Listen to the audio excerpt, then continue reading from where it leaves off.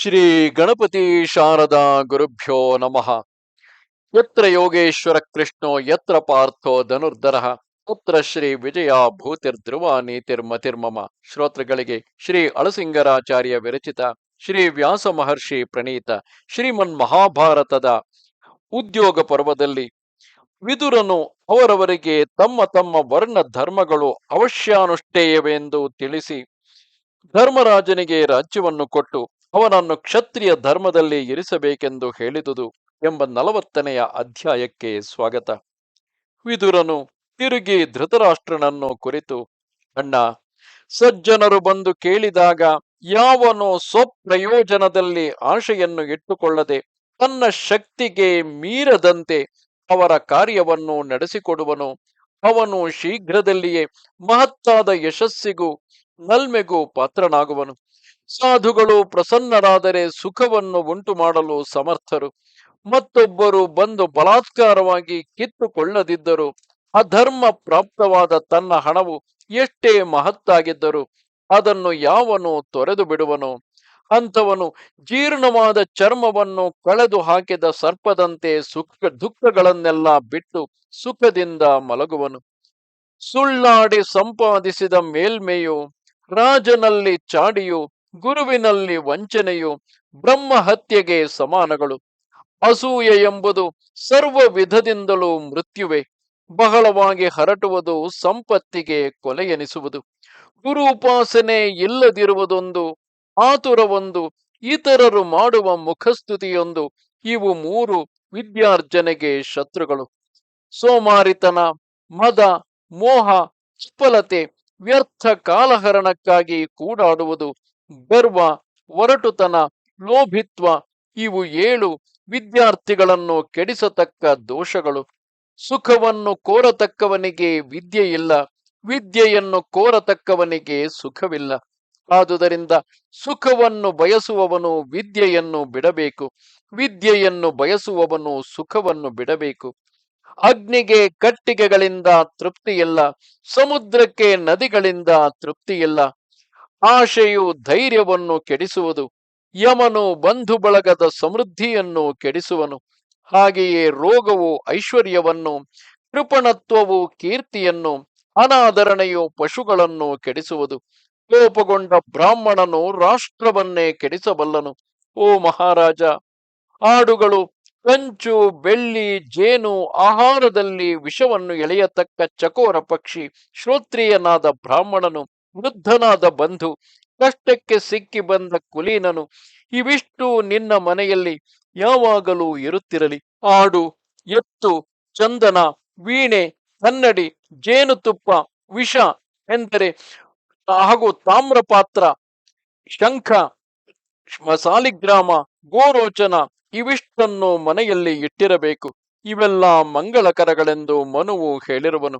ಇವೆಲ್ಲ ದೇವತೆಗಳ, ಬ್ರಾಹ್ಮಣರ ಮತ್ತು ಅತಿಥಿಗಳ ಪೂಜೆಗೆ ಒದಗತಕ್ಕವುಗಳು. ಓ ರಾಜ, ಎಲ್ಲಕ್ಕಿಂತಲೂ ಮೇಲಾದ, ಪವಿತ್ರವಾದ ಮತ್ತು ಮಂಗಳಕರವಾದ ಒಂದು ವಿಷಯವನ್ನು ನಾನು ನಿನಗೆ ಬಾರಿ ಬಾರಿಗೂ ಹೇಳುವೆನು. ಕಾಮದಿಂದಾಗಲಿ, ಭಯದಿಂದಾಗಲಿ, ಲೋಭದಿಂದಾಗಲಿ ತನ್ನ ಪ್ರಾಣವನ್ನೇ ಉಳಿಸಿಕೊಳ್ಳಬೇಕಾದ ಸಂದರ್ಭದಲ್ಲಿಯಾದರೂ ಧರ್ಮವನ್ನು ಮಾತ್ರ ಬಿಡಬಾರದು. ಧರ್ಮವು ನಿತ್ಯವಾದುದು, ಸುಖ ದುಃಖಗಳು ಅನಿತ್ಯಗಳು. ಜೀವನು ನಿತ್ಯವು, ಶರೀರವು ಅನಿತ್ಯವು. ಆದುದರಿಂದ ಅನಿತ್ಯವಾದುದನ್ನು ಬಿಟ್ಟು ನಿತ್ಯವಾದುದರಲ್ಲಿ ನೆಲೆಗೊಂಡಿರು. ಸಂತೋಷವನ್ನು ಹೊಂದು. ಸಜ್ಜನರು ಯಾವಾಗಲೂ ಸಂತೋಷದಲ್ಲಿ ನೆಲೆಗೊಂಡವರು. ಓ ಮಹಾರಾಜ, ಮಹಾ ಮಹಿಮೆಯುಳ್ಳವರು, ಮಹಾಬಲಾಢ್ಯರು ಆದ ಎಷ್ಟೋ ರಾಜರು ಧನ ಧಾನ್ಯಗಳಿಂದ ಪೂರ್ಣವಾದ ಭೂಮಿಯನ್ನು ಪಾಲಿಸುತ್ತಿದ್ದರು. ತಮ್ಮ ರಾಜ್ಯಗಳನ್ನು, ಭೋಗಗಳನ್ನು ಆಗಲಿ ಕೊನೆಗೆ ಯಮನ ಪಾಲಾದರಲ್ಲವೇ? ಅವೆಲ್ಲವನ್ನು ನೀನು ಚೆನ್ನಾಗಿ ಯೋಚಿಸು. ಎಷ್ಟೋ ಕಷ್ಟದಿಂದ ಬೆಳೆಸಿದ ಮಗನಾಗಿದ್ದರು ಅವನು ಮೃತನಾದ ಮೇಲೆ ತಾಯಿ ತಂದೆಗಳು ಒಡನೆಯೇ ಮನೆಯಿಂದ ಹೊರಗೆ ಸಾಗಿಸುವರು. ತಲೆಯನ್ನು ಚಚ್ಚಿಕೊಂಡು ಅವನಿಗಾಗಿ ದೈನ್ಯದಿಂದ ರೋಧಿಸುವರು. ಕಟ್ಟಿಗೆಯನ್ನು ಹೇಗೋ ಹಾಗೆ ಚಿತೆಯ ಮಧ್ಯದಲ್ಲಿಡುವರು. ಓ ಮಹಾರಾಜ, ಮೃತನಾದವನ ಧನವನ್ನು ಬೇರೆ ಯಾರೋ ಅನುಭವಿಸುವರು. ಅವನ ಶರೀರ ಭಾಗಗಳನ್ನೆಲ್ಲ ಪಕ್ಷಿಗಳು ಅಗ್ನಿಯು ತಿಂದು ಬಿಡುವವು. ಪುಣ್ಯ ಪಾಪಗಳೆರಡನ್ನು ಮಾತ್ರ ಅವನು ತನ್ನೊಡನೆ ಕಟ್ಟಿಕೊಂಡು ಹೋಗುವನು.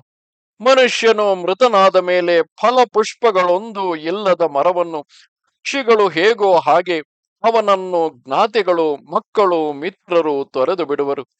ಮನುಷ್ಯನನ್ನು ಚಿತೆಯಲ್ಲಿ ಹಾಕಿ ಬೆಂಕಿಯಲ್ಲಿ ಉರಿಸಿದರೂ ಕೂಡ ಅವನು ಮಾಡಿದ ಕರ್ಮವು ಅವನನ್ನು ಹಿಂಬಾಲಿಸುವುದು. ಆದುದರಿಂದ ಮನುಷ್ಯನು ಬದುಕಿರುವಾಗಲೇ ಧರ್ಮವನ್ನು ಗಳಿಸಿಬಿಡಬೇಕು. ಓ ರಾಜ, ಈ ಪ್ರಪಂಚಕ್ಕೆ ಮೇಲ್ಮೆಯು, ಈ ಈ ಪ್ರಪಂಚಕ್ಕೆ ಮೇಲೆಯು, ಈ ಲೋಕಕ್ಕೆ ಕೆಳಗು ಮಹತ್ತಾದ ಅಂಧಕಾರವು ತುಂಬಿಕೊಂಡಿರುವುದು. ಅದನ್ನೇ ನರಕವೆನ್ನುವರು.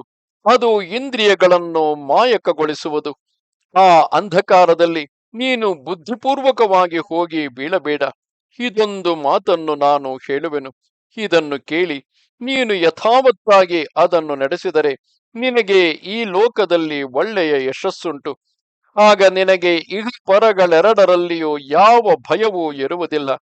ಓ ಭರತ ಶ್ರೇಷ್ಠ, ಜೀವಾತ್ಮವೇ ಒಂದು ನದಿ, ಪುಣ್ಯ ಕರ್ಮಗಳೇ ಅದರೊಳಗಿನ ಪುಣ್ಯ ತೀರ್ಥವು, ಸತ್ಯ ರೂಪವಾದ ಬ್ರಹ್ಮದಲ್ಲಿಯೇ ಅದರ ಪ್ರವಾಹವು, ಧೈರ್ಯವೇ ಅದರ ದಡವು, ದಯೆಯೇ ಅದರ ಅಲೆಗಳು. ಆ ನದಿಯಲ್ಲಿ ಸ್ನಾನ ಮಾಡಿದವನು ಪುಣ್ಯಶಾಲಿಯು, ಪವಿತ್ರನೂ ಆಗುವನು. ಆತ್ಮನಿಗೆ ಲೋಭವಿಲ್ಲದಿರುವಿಕೆಯೇ ಇದ್ದರೆ ವೈರಾಗ್ಯವೇ ಪುಣ್ಯವು. ಕಾಮ ಕ್ರೋಧಗಳೆಂಬ ಮೊಸಳೆಗಳಿಂದಲೂ ಪಂಚೇಂದ್ರಿಯಗಳೆಂಬ ಜಲ ಪ್ರವಾಹದಿಂದಲೂ ಕೂಡಿದ ಈ ದೇಹಯಾತ್ರೆ ಎಂಬ ನದಿಯನ್ನು ಮನುಷ್ಯನು ಧೈರ್ಯವೆಂಬ ನಾವೆಯನ್ನೇರಿ ಜನ್ಮಗಳೆಂಬ ಅದರೊಳಗಿನ ಜಲದುರ್ಗಗಳನ್ನು ಅಂದರೆ ಮಡುಗಳನ್ನು ದಾಟಬೇಕು. ಯಾವನು ಜ್ಞಾನವೃದ್ಧನು, ವಯೋವೃದ್ಧನು, ಧರ್ಮವೃದ್ಧನು, ವಿದ್ಯಾವೃದ್ಧನು ಆದ ಸ್ವಬಂಧುವಿನಲ್ಲಿ ಕಾರ್ಯ ಅಕಾರ್ಯಗಳನ್ನು ವಿಚಾರಿಸಿ ತಿಳಿಯುವನು, ಅವನು ಯಾವಾಗಲೂ ಮೋಹಕ್ಕೆ ಒಳಗಾಗಲಾರನು. ಮನುಷ್ಯನು ಮನೋಜಯದಿಂದ ಶಿಷ್ಣೋದರಗಳನ್ನು ರಕ್ಷಿಸಬೇಕು, ಕಣ್ಣಿನಿಂದ ಕೈಕಾಲುಗಳನ್ನು ರಕ್ಷಿಸಬೇಕು, ಮನಸ್ಸಿನಿಂದ ಕಣ್ಣು ಕಿವಿಗಳನ್ನು ರಕ್ಷಿಸಬೇಕು, ಮನೋವಾಕ್ಕುಗಳೆರಡನ್ನು ಕರ್ಮದಿಂದ ರಕ್ಷಿಸಬೇಕು. ನಿತ್ಯವೂ ಸಕಾಲಕ್ಕೆ ಸ್ನಾನ ಯಜ್ಞಾದಿಗಳನ್ನು ಮಾಡುವುದು, ಅಧ್ಯಯನ ಮಾಡುವುದು, ಅತಿತಾನ್ನಗಳನ್ನು ವರ್ಜಿಸುವುದು, ಯಾವಾಗಲೂ ಸತ್ಯವನ್ನೇ ಹೇಳುವುದು, ಗುರು ಶುಶ್ರೂಷೆ ಮಾಡುವುದು. ಇಂತಹ ನಿಯಮದಲ್ಲಿರುವ ಬ್ರಾಹ್ಮಣನು ಬ್ರಹ್ಮಲೋಕದಿಂದ ಎಂದಿಗೂ ಜಾರುವವನಲ್ಲ. ವೇದಗಳನ್ನೋದಿ ಅಗ್ನಿಗೆ ದರ್ಭೆಗಳಿಂದ ಪರಿಸ್ತರಣವನ್ನಿಟ್ಟು ಯಾಗಗಳಿಂದ ದೇವತೆಗಳನ್ನು ಪೂಜಿಸಿ ಪ್ರಜೆಗಳನ್ನು ರಕ್ಷಿಸಿ ಗೋಬ್ರಾಹ್ಮಣರ ಕ್ಷೇಮದಲ್ಲಿ ನಿರತನಾಗಿ ಕೊನೆಗೆ ಯುದ್ಧದಲ್ಲಿ ಕೊಲ್ಲಲ್ಪಟ್ಟು ಶಸ್ತ್ರಗಳಿಂದ ಪರಿಶುದ್ಧವಾದ ಆತ್ಮವುಳ್ಳವನು ಯಾವನೋ ಅಂತಹ ಕ್ಷತ್ರಿಯನು ಸ್ವರ್ಗವನ್ನು ಸೇರುವನು. ವೈಶ್ಯನು ವೇದಾಧ್ಯಯನವನ್ನು ಮಾಡಿ ಸಮಯದಲ್ಲಿ ಬ್ರಾಹ್ಮಣರನ್ನು, ಕ್ಷತ್ರಿಯರನ್ನು, ಆಶ್ರಿತರನ್ನು ತಾನು ಗಳಿಸಿದ ಹಣದಿಂದ ಕಾಪಾಡುತ್ತಾ ದಕ್ಷಿಣಾಗ್ನಿ, ಗಾರ್ಹಪತ್ಯ, ಆಹವನೀಯಗಳೆಂಬ 3 ಅಗ್ನಿಗಳಿಂದ ಹೊರಟ ಪವಿತ್ರವಾದ ಹೊಗೆಯನ್ನು ಆಘ್ರಾಣಿಸಿದರೆ ಕೊನೆಗೆ ದೇಹಾವಸಾನದಲ್ಲಿ ಸ್ವರ್ಗವನ್ನು ಸೇರಿ ಅಲ್ಲಿ ದಿವ್ಯ ಸುಖಗಳನ್ನು ಅನುಭವಿಸುವನು. ಶೂದ್ರನಾದವನು ಮೇಲೆ ಹೇಳಿದ ಬ್ರಾಹ್ಮಣ, ಕ್ಷತ್ರಿಯ, ವೈಶ್ಯರೆಂಬ ತ್ರೈವರ್ಣಿಕರನ್ನು ಕ್ರಮವಾಗಿ ಸೇವಿಸಿ ಪೂಜಿಸುತ್ತಿರಬೇಕು. ಅವರನ್ನು ಸಂತೋಷಗೊಳಿಸುವುದರಿಂದ ಅವನು ತನ್ನ ಕಷ್ಟಗಳನ್ನು, ಪಾಪಗಳನ್ನು ನೀಗಿ ಕೊನೆಗೆ ಸ್ವರ್ಗದಲ್ಲಿ ಅವರೊಡನೆ ಸಮಾನ ಭೋಗಗಳನ್ನು ಅನುಭವಿಸುವನು. ಮಹಾರಾಜ, ಇವೇ 4 ವರ್ಣದವರ ಧರ್ಮಗಳು. ಈಗ ನಾನು ಇದನ್ನು ಇಲ್ಲಿ ಹೇಳುವುದಕ್ಕೆ ಕಾರಣವೇನೆಂಬುದನ್ನು ತಿಳಿಸುವೆನು, ಕೇಳು. ಈಗ ನೀನು ಪಾಂಡು ಪುತ್ರರಿಗೆ ರಾಜ್ಯವನ್ನು ಕೊಡದೆ ನಿರಾಕರಿಸುವುದರಿಂದ ಅವರನ್ನು ಕ್ಷತ್ರಿಯ ಧರ್ಮದಿಂದ ಭ್ರಷ್ಟರನ್ನಾಗಿ ಮಾಡಿದಂತಾಗುವುದು. ಅಲ್ಲದೆ ನೀನು ನಿನ್ನ ಮಗನನ್ನು ನಂಬಿ ಸ್ವಧರ್ಮಚ್ಯುತನಾಗುವೆ. ಆದುದರಿಂದ ನೀನು ಅವನನ್ನು ರಾಜಧರ್ಮದಲ್ಲಿ ನೆಲೆಗೊಳಿಸಬೇಕು ಎಂದನು. ಆಗ ಧೃತರಾಷ್ಟ್ರನು, ವಿದುರ, ನೀನು ಹೇಳುತ್ತಿರುವುದೆಲ್ಲ ಸತ್ಯವೇ. ನನ್ನ ಮನಸ್ಸಿಗೂ ಅದೆಲ್ಲ ತೋರುತ್ತಲೇ ಇದೆ. ನಿನ್ನ ಮಾತಿಗೆ ಅನುಸಾರವಾಗಿಯೇ ನನ್ನ ಬುದ್ಧಿಯು ಪ್ರವರ್ತಿಸುತ್ತಿದೆ. ಪಾಂಡವರ ವಿಷಯದಲ್ಲಿ ಯಾವಾಗಲೂ ನನ್ನ ಅಭಿಪ್ರಾಯವು ಅದೇ ವಿಧವಾಗಿದ್ದರೂ ದುರ್ಯೋಧನನನ್ನು ಕಂಡೊಡನೆ ಅದು ತಿರುಗಿ ಬದಲಾಯಿಸಿ ಹೋಗುವುದು. ನಾನೇನು ಮಾಡಲಿ? ದೈವವನ್ನು ಮೀರಿ ಹೋಗುವುದಕ್ಕೆ ಯಾವ ಪ್ರಾಣಿಗೂ ಸಾಧ್ಯವಲ್ಲ. ದೈವ ಬಲವು ದೃಢವಾದುದೇ ಹೊರತು ಪೌರುಷವು ನಿರರ್ಥಕವೆಂದೇ ನನಗೆ ತೋರುವುದು ಎಂದನು. ಇದು 40ನೆಯ ಅಧ್ಯಾಯವು.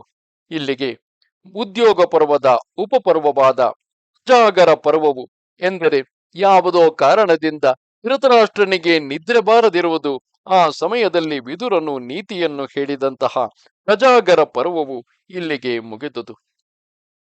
ನಮಸ್ತೆ ಶಾರದೆ ದೇವಿ ಕಾಶ್ಮೀರ ಪುರವಾಸಿನಿ ತ್ವಾಮಹಂ ಪ್ರಾರ್ಥೆಗೆ ನಿತ್ಯಂ ವಿದ್ಯಾದಾನಂಚ ದೇಹಿಮೆ. ನಮಸ್ಕಾರ.